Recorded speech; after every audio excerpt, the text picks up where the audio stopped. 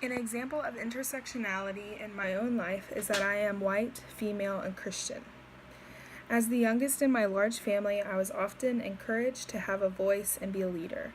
Many times I had to have a voice and a backbone, or I would be overlooked amongst the chaos that happened in my own family. As I grew into my faith, it increasingly became more difficult to have that voice because men were often provided with leadership roles, respect, and their opinions were adorned over women in the church. Had I not been female, I believe that I wouldn't have such strong opinions about women in leadership and supported women's rights like I do now, because they simply wouldn't apply to me as a Christian male. I believe that being a woman in today's society, where we usually have to fight hard for what we want and what men are simply given, has shaped my personality and characteristics into what you see today.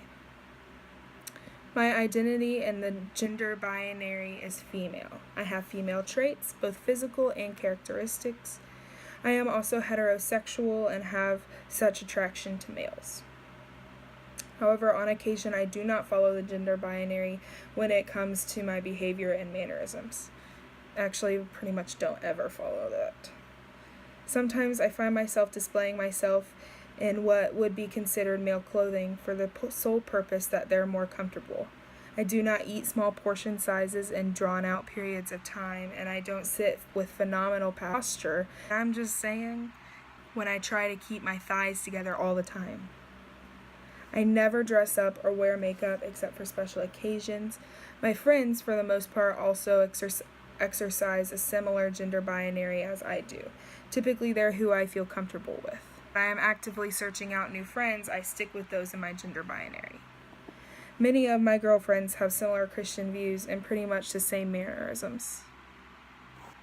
The sexual assault topic resonated the most with me. It was very interesting to me to hear the many statistics, because you can never see or find the ones that you know are right, and there's always so many that just kind of overwhelm you.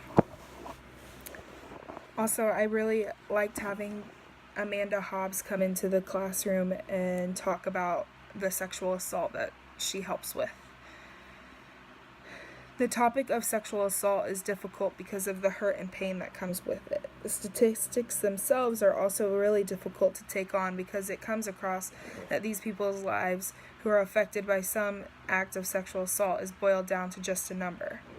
I found the information about how cops handle victims of sexual violence to be very informative. Oftentimes, sexual assault victims aren't treated with respect or empathy in their fragile state.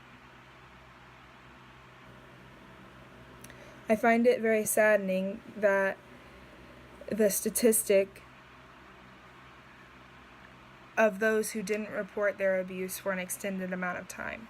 Unfortunately, hearing and researching more on the topic of how sexual assault is dealt with at a law enforcement perspective led me to feeling that maybe I'm kind of grateful that some people don't, because it would just be overwhelming and it would really shut someone down if they were treated that way, especially right after something that drastic, I don't know. After that, something that horrible. I believe that this topic is increasingly important in navigating the university environment in general. Knowing that, unfortunately, these things happen can help students make safe decisions and take as many precautions to prevent the acts as far as it depends on them. This course really helps me to identify the things that are happening in society and really work them out in an ethical way. The politics and things that are happening around me has become very difficult to grasp and understand. These guidelines also play a huge role in my faith. We learned a lot about the differences in how people want to be identified. We also spent a lot of time in Islamic and other religious practices. I am not oblivious to the hurt and judgment that my faith has passed to others who do not practice the same views. Growing up, I was always neutral in the topic of other people having other religious views, mainly because I didn't want to come across judgmental, because I ultimately knew that they believe something wholeheartedly, just like I believe something wholeheartedly. Honestly, I didn't know what to think. After taking this class, I have affirmed my belief that it all comes down to respect. I respect you and your views. I may not think that they're right, but that doesn't change the respect that I give you for simply being a human being. Going forward from this class, I want to continue remembering that people believe the religion and views.